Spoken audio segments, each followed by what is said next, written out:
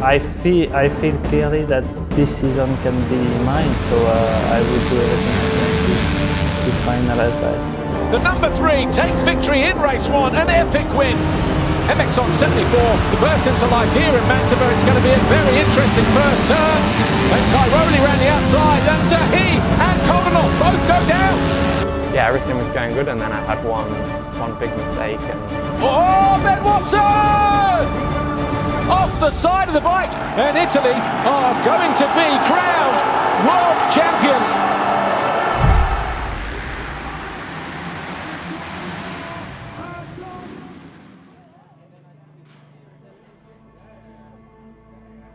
The WMX class often struggles for hype and attention. That changed when Courtney Duncan came into the picture. Before Duncan had even stepped foot onto an MXGP track, there was hype, excitement, talk about just how good she is and how good she can be. And she backed all of that up by going 1-1 in her first WMX event. So I got my first bike when I was 7 years of age, and at that point it was kind of, just a hobby and something I did because my friends did. And it wasn't until I was about 12 or 13 I caught it on TV. At the time in New Zealand we had some pretty big superstars like Catherine Pram, Josh Coppins, Ben Townley overseas killing it on the world stage, and from that point it probably twisted my arm and made me think that's what I want to do. One day I'm going to be in that position, and one day I'm going to be going for a world title, and surely enough 10, 15 years later here I am. So Duncan now in second position and going after Livia Lancelot. Well, there's been a lot of hype around this young 20-year-old from the South Island in New Zealand. Around the outside, good drive there, and goes through the inside. Great move there from Courtney Duncan, who now leads at the end of the 4th lap, and she goes past Livia Lancelot.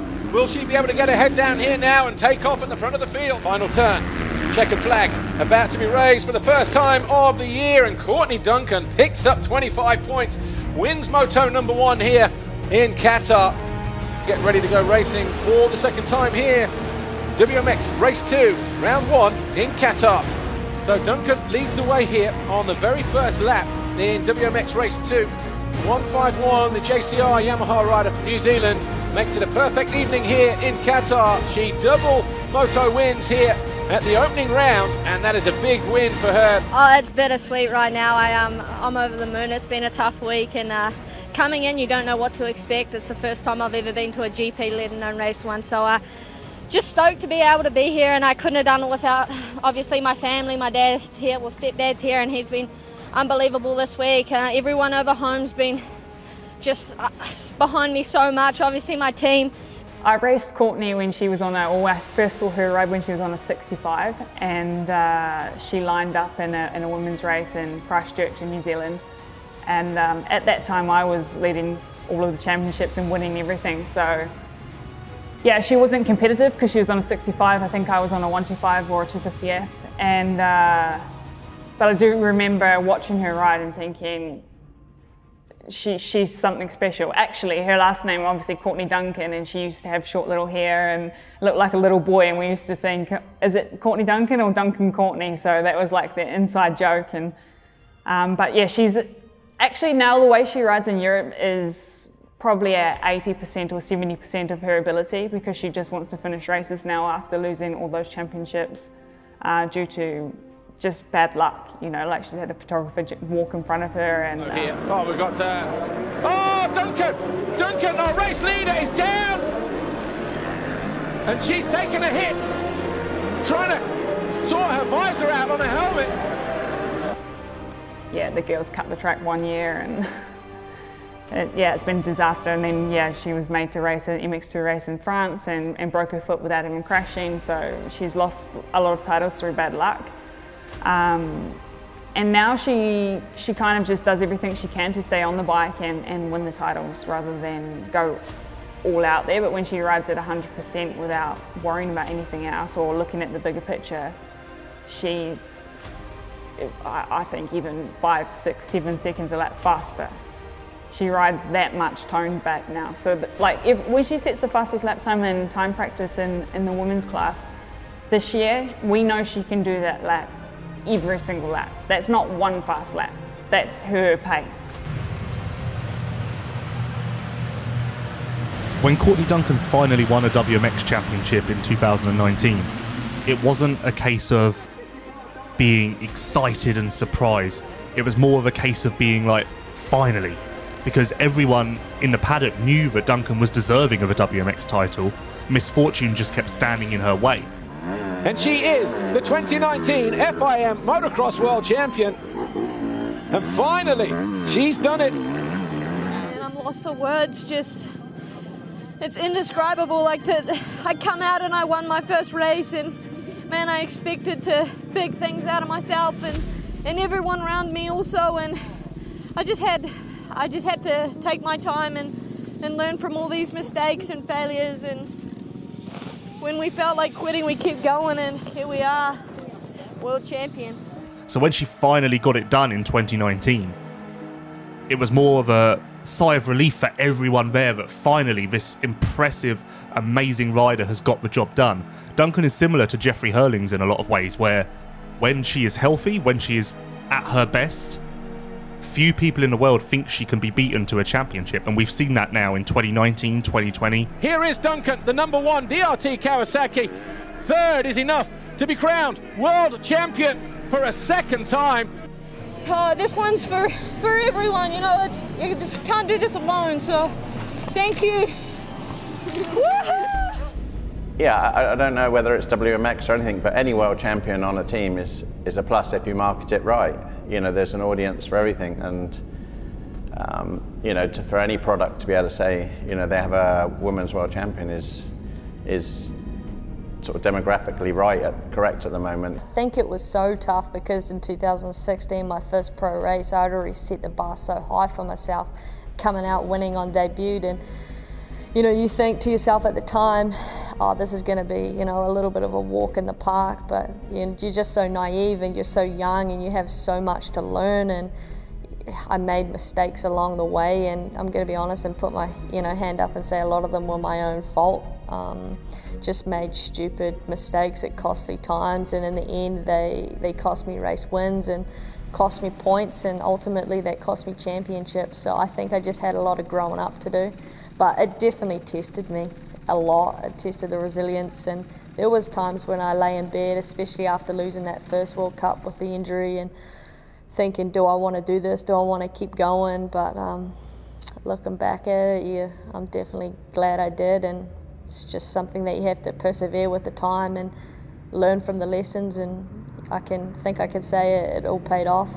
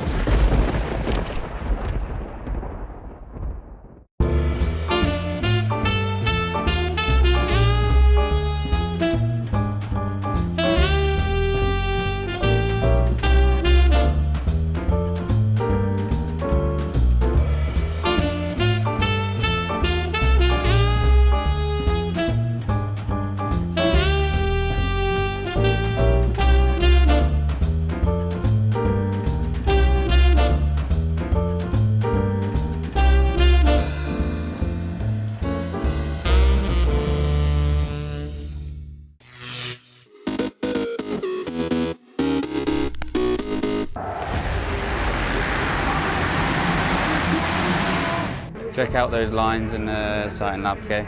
Because there is a lot more, there's a few different lines that they weren't taking in practice. That you can go inside a little bit more, even coming along the pit lane straight as well. They're going quite far out. I think you can come in a bit more here. You know, one thing about Courtney is she sort of rides, you know, you wouldn't know if she was a guy.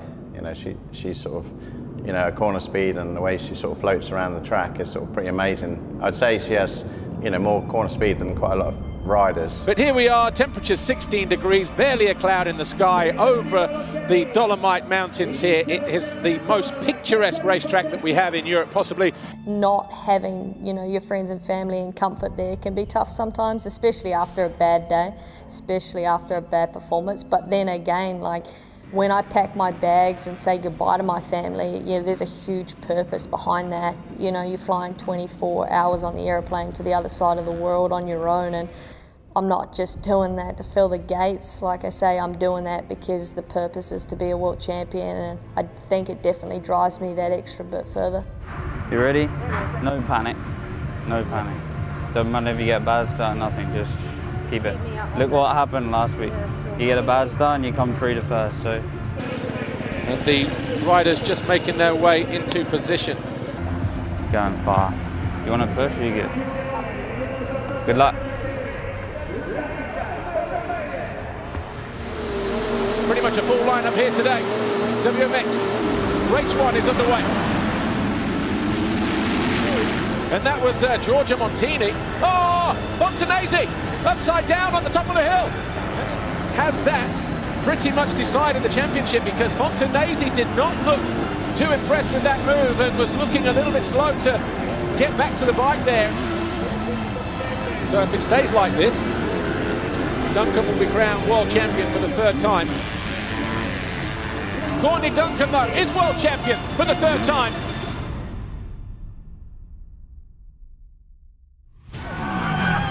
Well, she puts all of that to bed here, and she can celebrate as a world champion for the 3rd successive time.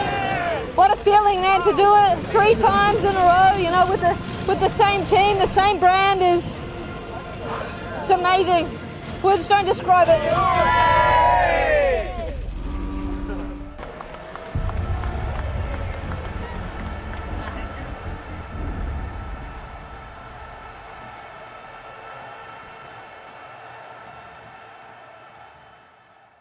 The 2021 MXGP series has been phenomenal.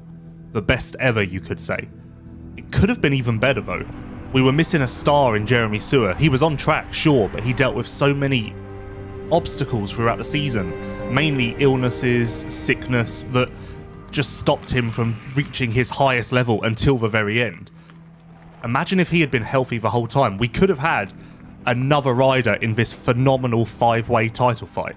Yeah, it's just amazing, you know, to, you know, experience this kind of stuff, doing our job, doing my job as an athlete, and using, you know, the free days to find some places like that, and, you know, find some freedom for your mind, you know, get some rest and really be by yourself, enjoy the view, enjoy the nature, because nature has a lot of strength, you know. It's quiet here, you don't hear any noise, and it's just amazing to be here, and it gives me a lot of mental strength, and calms me down, clears my mind, and once I hit the trails back down, it's back to action mode, and I feel like I have all the energy again to line up on the start gate and perform.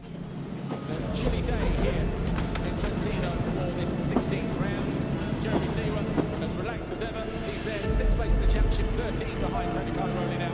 If the last 2 rounds have been anything to go by, then we are definitely going to be spoiled by the time we leave. 5 seconds. Who is it going to be that grabs that foxhole shot here? MXGP Race 1. Middle of the gate. It's one of the Yamahas. It's Sewer. He's got his teammate Colton up behind him. Febvre's in there as well. So too Prado. Sewer leads the way by 2 seconds over Prado. Koldenhoff trying to go around the outside in 3rd. Guy Safor, the Monster Energy Yamaha rider, in control right from the very first lap. Last race win was race 1 here, the penultimate round last year. The gap all of a sudden coming right down. We are going to have a last lap showdown. It's only 2.2 seconds between Sewer and Febvre. Oh! Febvre down! Pushing too hard! Jeremy Seawer is going to take his first win of the season, his first win in a year, his 11th career race win. Jeremy Seawer, take a bow. Yeah, as I said, after the first moto, you know, MXGP at the moment is tough. Especially those three battling for the title, they go all in, they have to. So I try to do my best, and to win a GP, I'm speechless right now. I've never felt like this for a while, and it's amazing, you know.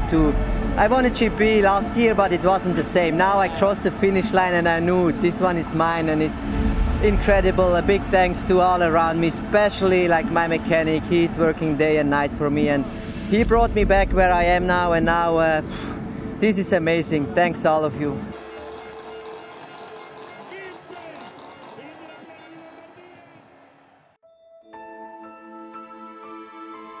Remember that Maxime Renault was not even a factory rider 1 year ago. He had one GP win under his belt. That came in Italy in September 2020. And when he took the second GP win of his career in Great Britain in June of this year, it wasn't a surprise, but it was more a case of everyone thinking, oh, this rider can win the occasional race, the occasional Grand Prix. No one expected this to then become a regular thing. No one expected him to then become a dominant force. If anything, expectations were set at him becoming a podium regular. Quite low in comparison to what he's actually achieved, and now here we are, just a couple of rounds from the end of a championship, and he can win his first MX2 title with 2 rounds to spare. And you can see everybody here enjoying the occasion here at this 16th round.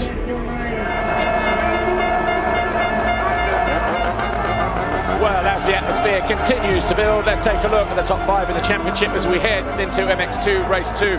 Maxime Renault now 101 points clear of Jago Geerts, which means if he finishes ahead of Geerts and Vial, he can be crowned world champion here today.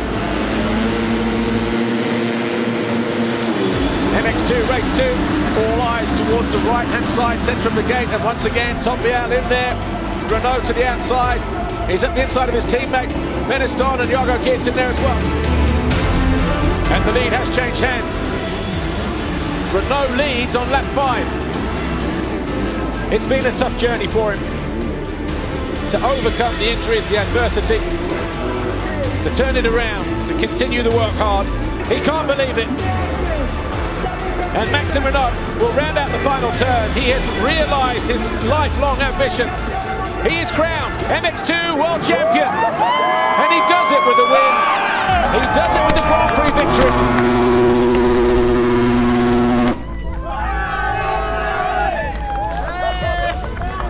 Maxime Renault is an unexpected champion, but not unexpected in the sense that no one thought he could do it. Unexpected in the sense that it happened so quickly. I don't think even Yamaha, the contracts prove it. Yamaha didn't expect him to win this soon. No one did, let alone by such a healthy margin. Winning with 2 rounds to spare is no joke, but that speaks to just how phenomenal he's been this year. I've been through so much tough moments and really big injury a couple of years ago, and could never even dream about that. And now today I'm here, I'm world champion, and just could make it happen with such a great team with Yamaha, Monster Energy. So I'm just the happiest today.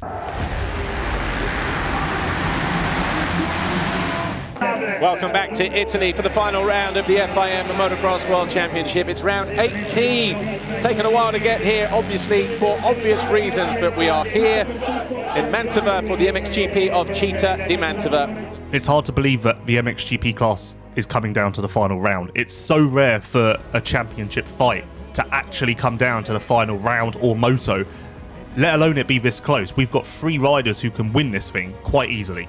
They're all capable, they've all proven they're capable. There is no way to predict how this thing is going to go, and that means it's an exciting time to be a fan. I've been really impressed with Febvre this season. No matter what happens, no matter if he wins this championship or not, this has been a real resurgence for him. He's going to have to go through Jeffrey Hurlings, and that's a rider that no one wants to face in a title battle. People from the outside see him as quite a special guy. I mean, one that's maybe quite hard to crack, let's say, and kind of work out. For me, when I was in the 250, I was able to train with him together with Jackie, and yeah, we just got along good. I mean, there was no competition between us, you know, we was in separate classes, and yeah, just had a great friendship actually, and was able to work together really good, you know, on the track, off the track, with cycling. And yeah, I think he's one of those guys for me who is straight. He's not about all the bullshit of you need to be on this program and eating this, and he's just straight. He focuses on his job and gets it done.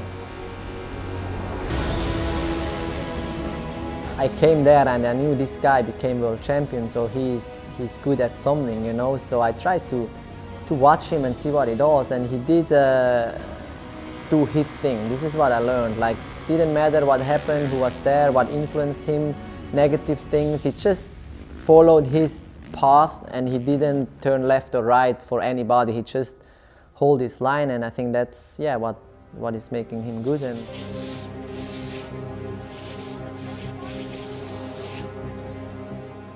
talking to other riders about you, they think that your 2 strengths are being mentally strong and also your aggression. Would you agree with that? Yes. Yes, yeah, no, I agree. And like you say also, I had some many bad years, bad injury, and sometimes I wasn't good enough. And I came back to fight and to be just better every year. And seems this year it's working pretty well, but you don't know what's gonna happen, you know. Sometimes you can, tomorrow I can get injured in 2 weeks or whatever. It's just you have to be really strong mentally. It's what I think I am, and you have to have some aggression also on the track to fight for the first position. Coming into the final race then, Jeffrey Hurlings, Roman Febvre, they are tied on points. The only other time we've seen this, 1988, the 1-2-5 season, Jean-Michel Bayle and Dave Strybos. After race 1 going into the final round, both riders were tied for the lead with just 1 race remaining. Bayle won from Strybos to win the championship by 3. Who is it going to be today though? Fans on their feet. The anticipation is through the roof. We've got a green flag for the final time this year. The Fly Racing 15-second board is up. MXGP, race 2, it's gone. A good jump once again, and it's Febvre who squeezes Hurlings to the inside. Jorge Prado once again. And the top 2 in the championship, Linus Stern, as they go through there, and also Geiser splits Febvre and Hurlings. Is a direct shootout between the top 2 in the world right now, Roman Febvre and Jeffrey Hurlings, by leading Hurlings. Hurlings finds his way past. The fans have got exactly what they want to see. Oh, Febvre is down, coming out of the turn. It's hard and slick there as well. Jeffrey Hurlings a lap away from taking his 5th world title. Jeffrey Hurlings out of the final turn is the 2021 MXGP World Champion. He joins Roger De Costa, Joe Robert, George de JBay. Joel Smets is a 5-time world champion. A lot of people wanted to know what I would have done if I didn't win this championship this year again. I guess we'll never know. There you have it then. Jeffrey Hurlings wins the 2021 MXGP title, and deservedly so.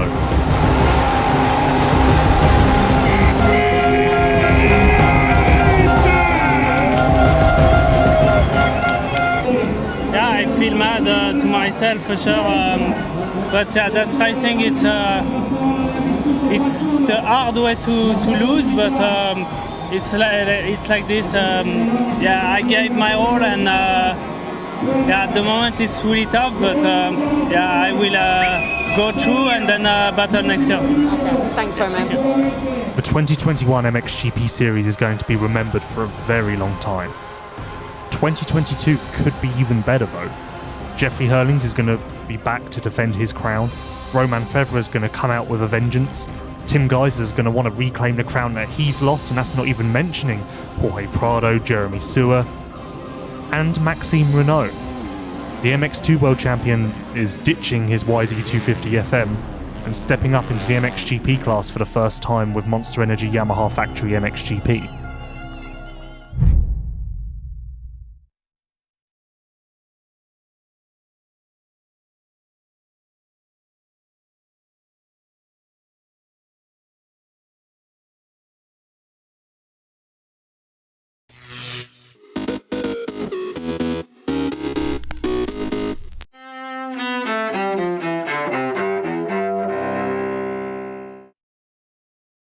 January 14th, 1963.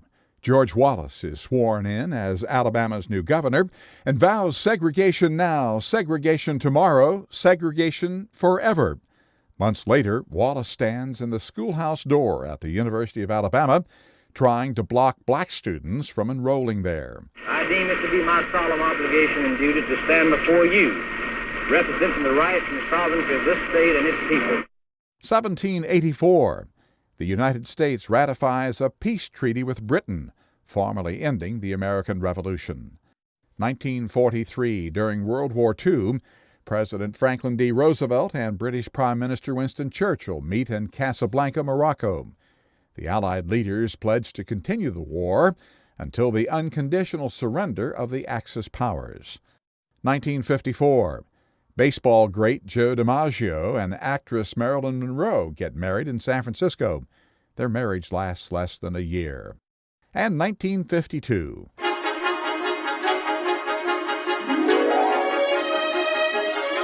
The Today Show debuts on NBC with Dave Garroway as the original host of what remains a morning TV powerhouse. Today in history, January 14th. Ross Simpson, The Associated Press.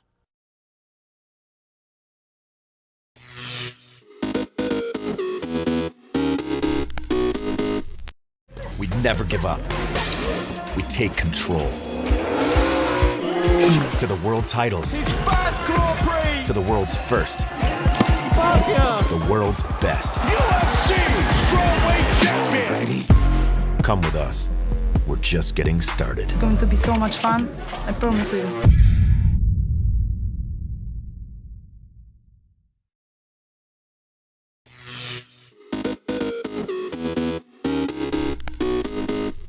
Welcome back in our studio, and in today's news,